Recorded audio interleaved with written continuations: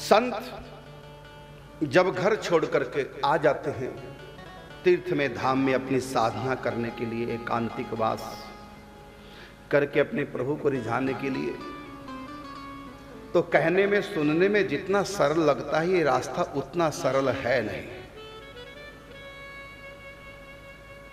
हाँ, यदि लगन लग जाए तो फिर तो कितने भी बड़े बड़े संकट आए, अभाव आए, अभाव को साधक अभाव नहीं मानता, संकट को संकट नहीं मानता, प्रतिकूल परिस्थितियों को कभी प्रतिकूल नहीं मानता। जिसको लगन लग चुकी है और जो साधना का रहस्य समझ गया है, वो इन समस्त प्रतिकूल स्थितियों को अपनी साधना का एक वेरी वेरी इंपॉर्टेंट अंग मानता है और इससे उसमें मजबूती आती है और वो साधक आगे बढ़ता ही चला जाता। दुखों को कभी साधक दुख नहीं मानता, प्रतिकूल परिस्थितियों को कभी भी कोई भी साधक प्रतिकूल नहीं मानता, बल्कि उनको अपनी साधना के अनुकूल ही मानता है।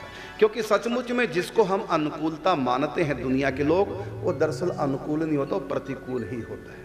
और जिसको हम प्रतिकूल मानते हैं दरअसल वो प्रतिकूल नहीं अनुकूल ही होता है। जैसे हमने दुखों को प्रतिकूल मान लिया और सुखों को अपने अनुकूल मान लिया, जबकि इस रास्ते में दुख हमारे अनुकूल होते हैं और सुख हमारे प्रतिकूल होते हैं। दुख हमको भगवान की तरफ ढकेलते हैं और सुख हमको भगवान से दूर ले जाकर के भोगों में फंसा देते हैं।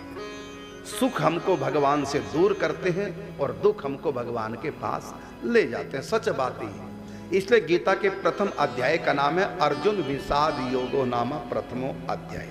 अर्जुन विषाद योग, विषाद भी एक योग है, दुख भी एक योग है। योग का अर्थ है भगवान से जुड़ना, योग। तो दुखों से हम भगवान से जुड़ते हैं। दुख आएंगे तो वैराग्य होगा और सुख आएगा तो सुखों से राग होगा, भगवान से दूर चले जाएंगे। संतों के यदि दुख है तो एक ही है कि अब तक भगवान क्यों नहीं मिले, यही दुख है। इसके सिवा और कोई दुख संत के जीवन में होता नहीं। चाहे उसके शरीर के टुकड़े टुकड़े हो जाए, पीने को पानी ना मिले, खाने को भोजन न मिले, वो तड़प तड़प के श्री कृष्ण विरह में मरना स्वीकार करते हैं, लेकिन कृष्ण से दूर रह करके जीना उनको स्वीकार नहीं। अब देखिए, माँ छूटे, पूज्य श्री बालकृष्ण दास जी के पिता छोड़े, भाई बहन छोड़े, पढ़ाई छोड़ी, है ना, शादी करना छोड़ दिया और छोटी सी आयु के 17-18 साल की आयु के ब्रज में कभी यहाँ कभी वहाँ भ्रमण कर रहे हैं। और यहाँ भी सुखों की कमी थोड़ी, गुरुदेव भगवान का आश्रम है, सत्संग भी है वहाँ और आश्रम है और खाने पीने के, सोने जगने के हर प्रकार की व्यवस्था है। लेकिन व्यवस्था के लिए तो घर नहीं छोड़ा था, सुखों के भोग के लिए तो इन्होंने घर नहीं छोड़ा था। घर तो छोड़ा था भगवान को प्राप्त करने के लिए।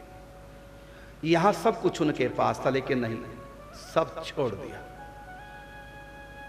आश्रम की समस्त सुख सुविधाओं को छोड़ा। आज यहाँ कल वहाँ, ना कोई रहने का ठिकाना, ना सोने का ठिकाना और ना ही कहीं खाने का ठिकाना है। एक जगह रहना भी नहीं होता, आज यहाँ कल वहाँ।